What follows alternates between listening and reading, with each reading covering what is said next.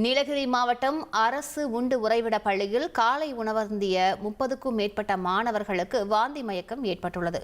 கூடுதல் தகவல்களை செய்தியாளர் சுரேஷ்குமார் வழங்க கேட்கலாம். சுரேஷ்குமார், வணக்கம். என்ன நடந்தது?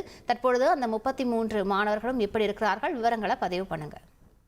வணக்கம். நீலகிரி மாவட்டம் கூடலூரில் இயங்கி வருகிறது அரசு சுபாஷ் சந்திரபோஸ் உண்டு உறைவிட பள்ளி. இந்த பள்ளியில் பழங்குடியின மாணவர்கள் உட்பட 90க்கும் மேற்பட்ட மாணவ மாணவிகள் பயின்று வருகின்றனர். குறிப்பாக 33க்கும் மேற்பட்ட மாணவ மாணவிகள் பள்ளியில் தங்கி பயில்கின்றனர். அவ்வாறு இன்று காலை சில குழந்தைகளுக்கு காலை உணவு உண்ட பின் வாந்தி மயக்கம் ஏற்பட்டுள்ளது.